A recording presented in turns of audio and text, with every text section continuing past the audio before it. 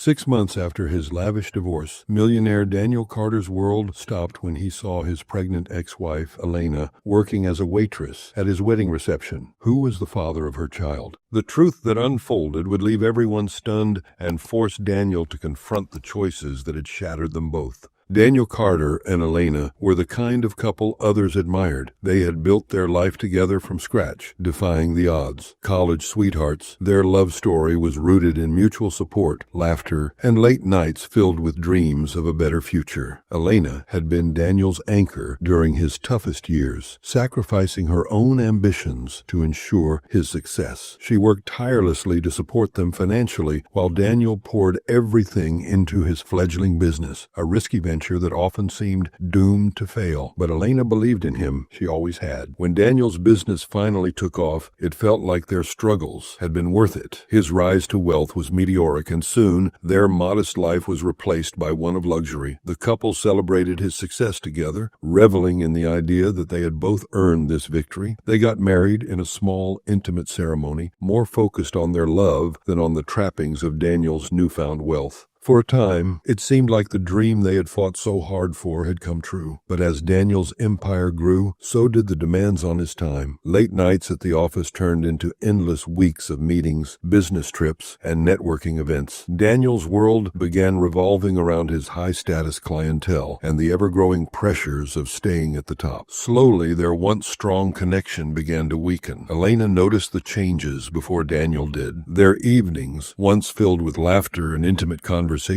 now felt like lonely silences, punctuated by Daniel's distracted glances at his phone. Elena tried to adapt at first, brushing off her feelings of neglect. She told herself it was just a phase, that the man she loved would eventually make time for her again. But as months turned into years, the distance between them grew wider. Daniel's obsession with his public image and his company's reputation became all-consuming. He became more polished, more calculated, less the man Elena had fallen in love with, and more a version of himself tailored for high society. Elena's resentment grew quietly, a slow simmer that she tried to keep buried. She hated the way Daniel prioritized work over their relationship, but she hated even more the way he didn't seem to notice. She watched as he charmed investors and mingled effortlessly with celebrities, his smile genuine only when it wasn't directed at her. She started to wonder if she had any place in his new life, or if she was merely a remnant of his old one, a relic of a time he had outgrown. Despite her feelings, Elena didn't voice her frustrations. She didn't want to seem ungrateful or unsupportive, so she bit her tongue and hoped things would change. But the man who used to share everything with her now felt like a stranger in their home. When they did talk, it was about surface-level things, upcoming meetings, financial milestones, or polite inquiries about her day. The intimacy they once had seemed like a distant memory. Amelia arrived in Daniel's life as a bright, ambitious employee in his company. She was breathtakingly beautiful, with a confidence that drew people to her effortlessly. At first, she was just another face in the office, but her quick wit and keen business sense soon made her stand out. Daniel noticed her sharp mind and began assigning her to more significant projects. Over time, she became a fixture in his daily life, attending meetings, accompanying him on business trips, and earning his trust. Amelia was clever. She never openly disrespected Elena or made her intentions obvious. Instead, she positioned herself as a trusted colleague, someone Daniel could rely on during his increasingly hectic days. She flattered him subtly, always saying just enough to make him feel admired but never crossing professional boundaries, at least not at first. Elena noticed the shift almost immediately. Daniel started mentioning Amelia more often, praising her insights and her value to the company. It wasn't just the words that bothered Elena, it was the way he said them, with a spark of admiration in his voice that she hadn't heard in years. For the first time, Elena felt something she hadn't before: jealousy. The cracks in their marriage deepened when a business deal went wrong. Daniel, under immense pressure, brought the stress home, and Elena became the target of his frustration. Amelia, seeing an opportunity, subtly planted seeds of doubt in Daniel's mind. She framed Elena's concerns as so a lack of support, twisting their arguments into something far worse than they were. her. The breaking point came on their 6th wedding anniversary. Elena had planned a quiet dinner at home, just the two of them. She'd cooked his favorite meal, lit candles, and even put on the dress he used to say made her look like a movie star. She was determined to salvage what was left of their marriage, to remind Daniel of what they once had. But Daniel never showed up. When he finally walked through the door hours later, he was dressed in a sleek suit, smelling of champagne and cologne. "You missed our anniversary," Elena said quietly, her voice trembling. Daniel barely looked at her. "I told you I had an event tonight. It's not like I could skip it." Her jaw tightened. "An event, or just another excuse to spend the night with Amelia?" That got his attention. He froze, his eyes narrowing. "What the hell is that supposed to mean, Nawaki?" It all came spilling out then. Her anger, her frustration, her heartbreak. She accused him of neglecting her, of putting Amelia and his company above their marriage. Daniel fired back, defensive and exhausted. "I've built all of this for us, Elena. Everything I've done has been for you." "No," she shot back, tears streaming down her face. "You built this for yourself, and now you don't even see me anymore." The argument spiraled out of control. Daniel accused her of being ungrateful, of not understanding the pressures he was under. Elena accused him of forgetting the promises he'd made, of letting her fade into the background while he chased his ambitions. By the end of the fight, Elena was shaking. She couldn't do it anymore. She packed a small bag, hoping, praying, that Daniel would stop her, would fight for her. But he didn't. He just stood there, stone-faced, as she walked out the door. That night, as Elena cried herself to sleep in a hotel room, Daniel sat in their empty kitchen, staring at the cold dinner she'd left behind. Somewhere deep down he knew he'd made a mistake, but he was too proud, too stubborn to admit it, and that was when Amelia struck. She was there for Daniel in a way Elena no longer could be: strategic, supportive, and always available. She whispered all the things Daniel wanted to hear, that Elena had been holding him back, that he needed someone who truly understood his world. Daniel believed her. The argument left him questioning whether his marriage was holding him back. Elena, tired of fighting for a man who no longer seemed to want her, didn't resist when he brought up divorce. She quietly signed the papers, packed her things, and left without a word about the life growing inside her. 6 months after the divorce, Daniel Carter is at the pinnacle of his public life. His wedding reception to Amelia, held at one of the city's most luxurious venues, is the event of the season. The grand ballroom sparkles with chandeliers, their crystal prisms scattering light across a room filled with the city's elite, celebrities, influential business people, and politicians. The guests are impeccably dressed, the atmosphere brimming with champagne-fueled laughter and admiration for the glamorous couple. Daniel stands by Amelia, his tailored suit accentuating his commanding presence, while Amelia, in a sleek designer gown, basks in the attention. Together they look like the perfect power couple, wealthy, beautiful, and untouchable. Yet despite the smiles and accolades, Daniel feels an unshakable hollowness, a gnawing sense that something is missing. He dismisses the thought, attributing it to exhaustion and the weight of public expectations. As the evening progresses, Daniel's polished mask begins to slip. While Amelia mingles with the guests, Daniel steps away for a moment of solitude, surveying the room from the shadows near the bar. That's when he notices a server moving quietly among the tables, clearing plates and refilling drinks. Her face is partially obscured, her uniform plain and unremarkable, but something about her movements catches his attention. As she turns slightly, a shaft of light falls on her face, and Daniel's heart stops. It's Elena. She looks older, her face paler and thinner, but there is no mistaking her. For a moment, the world around him seems to freeze. He stares, disbelief etched into his features, as memories of their life together rush back, her laughter, her quiet strength, the way she had always believed in him. But it's not just the shock of seeing her that leaves him breathless. She's pregnant, her rounded belly unmistakable beneath the loose-fitting uniform. His mind races, piecing together fragments of the past. She hadn't said anything about being pregnant during the divorce. Why is she here? Why hasn't she told him? Unable to stay silent, Daniel moves across the room, weaving through the crowd until he's standing in front of her. Elena freezes when she sees him, her face a mixture of surprise and dread. Her hands tighten around the tray she's holding, but she doesn't say a word. "Elena, what are you doing here?" Elena's eyes flicker with a mix of emotions. She squares her shoulders, refusing to let herself appear weak. "I'm working," she replies curtly. "What does it look like?" Daniel's gaze drops to her stomach, and his voice trembles with barely contained anger and confusion. "You're pregnant." Elena doesn't respond, her silence answering more than words ever could. Daniel's mind reels, his emotions emotions are a chaotic swirl of guilt, anger, and something deeper, an ache he doesn't know how to name. I need to talk to you, he says. Not here, somewhere private. No, Elena says firmly, her voice steady despite tears threatening to spill. You don't get to do this now, Daniel. You don't get to ask questions after everything. Daniel flinches at her words, guilt tightening his chest. Before he can respond, Elena brushes past him, determined to finish her work and avoid a scene. Daniel's encounter with Elena doesn't go unnoticed. Across the room, Amelia watches their exchange, her sharp instincts immediately sensing trouble. Her polished smile falters as she excuses herself from a conversation and heads toward Daniel. What's going on? Who is she? Daniel hesitates. She's, an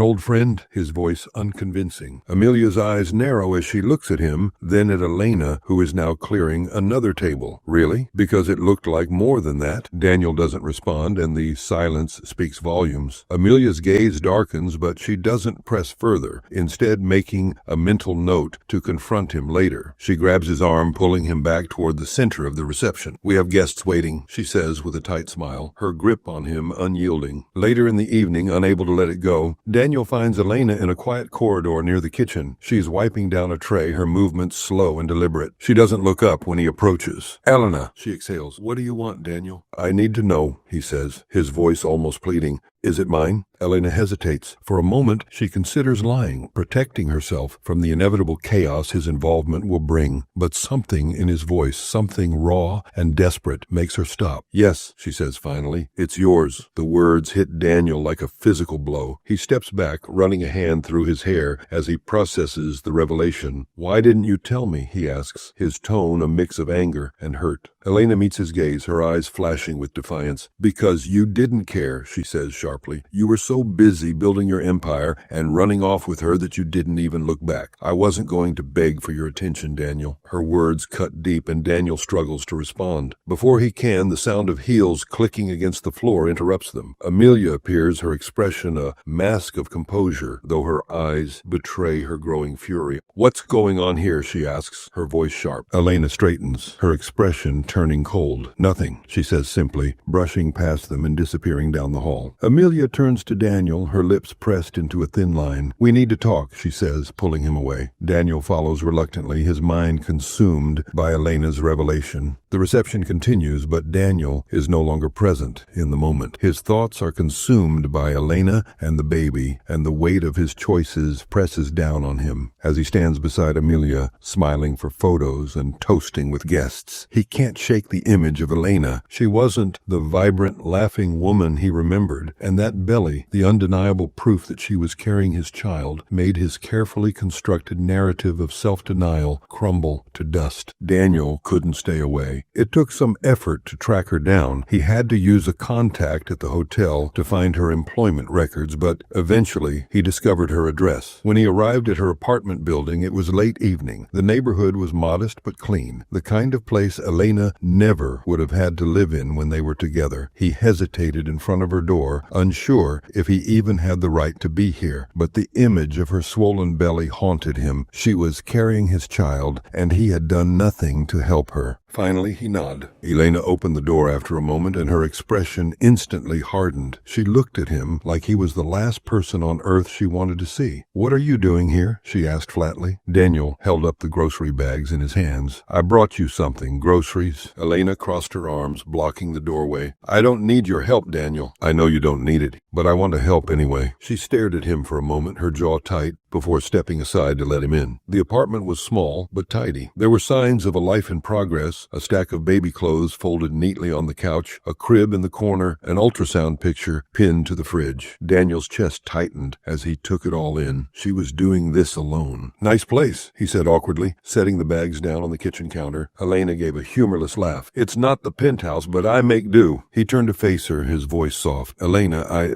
don't, she cut him off sharply. Whatever you're about to say, don't. You don't get to just walk back into my life because you feel guilty. It's not guilt, Daniel insisted. stepping closer. "I know I messed up, Elena. I know I failed you, but I want to make it right. I want to be here for you and the baby." Her laugh this time was bitter. "You want to be here now? After all this time? After I've spent months trying to scrape together a life for myself and this child while you were off living your perfect little life?"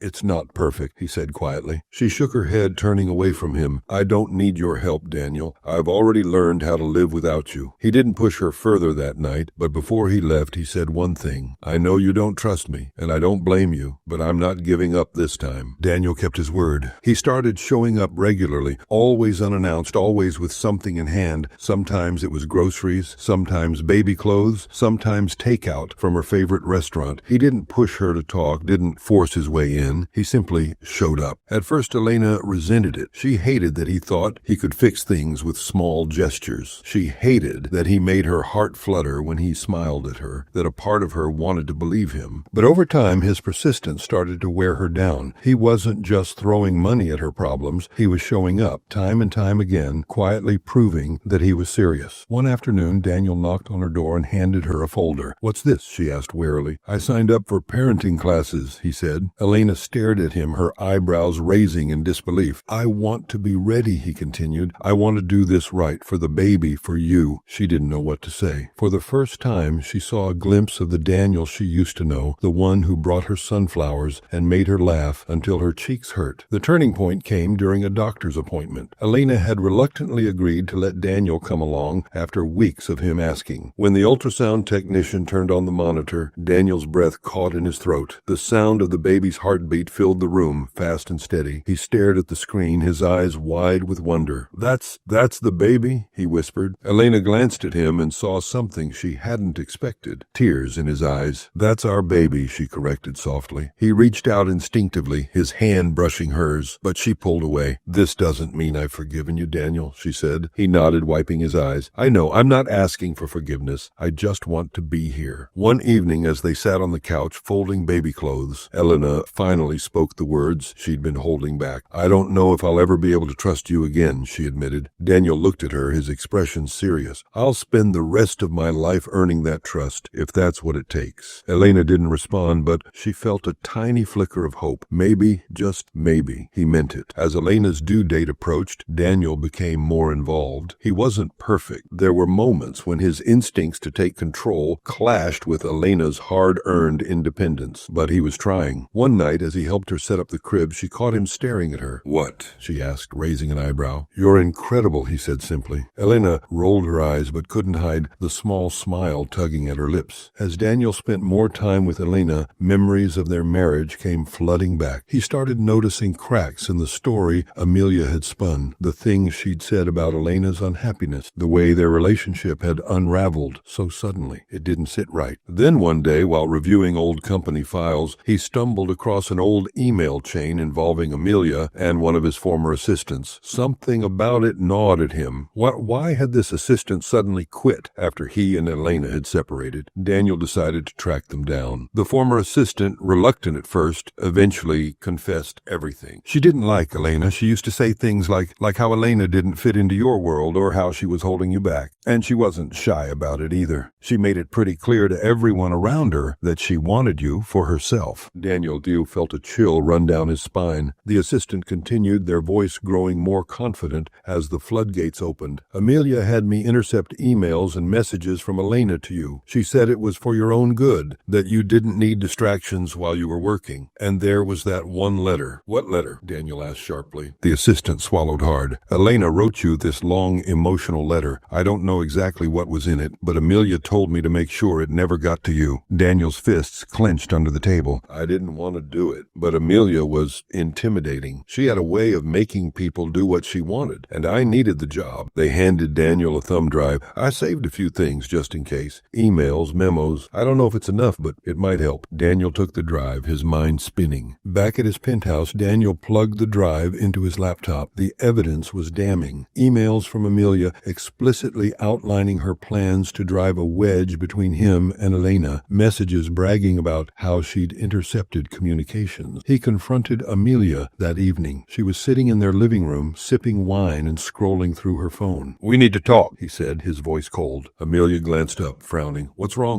computer. He set his laptop on the coffee table and hit play. Her own voice filled the room, laughing as she talked about how easy it had been to manipulate him. Amelia's face went pale. "Where did you get that?" she demanded, standing up. "It doesn't matter," Daniel said, his tone icy. "What matters is that I know the truth. You lied to me, Amelia. You manipulated me. You destroyed my marriage," she scoffed, crossing her arms. "Oh, please, I didn't destroy anything. You and Elena were already falling apart. I just gave you a little push." "A little push?" Daniel's voice rose. "You intercepted her letters. You fed me lies about her. You sabotaged everything." Amelia's mask slipped. Her eyes narrowed, her voice dripping with venom. "You're welcome, by the way. Elena was a nobody, Daniel. She didn't understand you, didn't belong in your world. I made you who you are today. If it weren't for me, you'd still be stuck with her, wasting your potential." Daniel stared at her, disgusted. "You didn't make me. You ruined me." He turned and walked out of the room, leaving her standing there, seething. The next morning, Daniel presented the evidence to the board of directors. The emails, the recording, and testimony from the former assistant painted a damning picture. The board, disgusted by Amelia's actions, voted to remove her from her position. She was stripped of her shares and forced out of the company. During their divorce proceedings, Amelia attempted to claim half of Daniel's wealth and significant shares in the company, but Daniel's legal team countered with the evidence of her fraud and manipulation. The judge ruled overwhelmingly in Daniel's favor, leaving Amelia with a fraction of what she demanded. Her public reputation took a devastating hit when the story leaked to the press, painting her as a conniving social climber who'd destroyed Daniel's first marriage. Her glamorous life crumbled. Amelia's final scene is one of desperation and humiliation, alone in her cold, empty apartment, scrolling through news articles tarnishing her name. She reaches for her phone to call someone, anyone, but no one answers. With Amelia gone, Daniel turned his focus back to Elena and the baby. He'd stepped back from his company, choosing instead to focus on rebuilding the parts of his life he'd neglected for so long. One quiet evening, he arrived at Elena's apartment. She opened the door, holding their newborn in her arms. Her face was tired but radiant, her hair pulled into a messy bun. Daniel stood there, speechless for a moment. "What are you doing here, Daniel?" she asked, her tone softer than before. I wanted to see both of you," he said, his voice breaking. Daniel sat on the couch carefully, cradling the baby in his arms for the first time. Tears welled in his eyes as he looked down at his child, this tiny life he was now responsible for. Elena leaned against the doorway, her expression guarded, but not unkind. "You have a lot to prove, Daniel, but for their sake, I'll give you the chance." The story ends with Daniel sitting on the couch, holding his child, while Elena watches from the doorway. The three of them are far from a perfect family, but there's a glimmer of hope, a promise of redemption, and the possibility of a better future.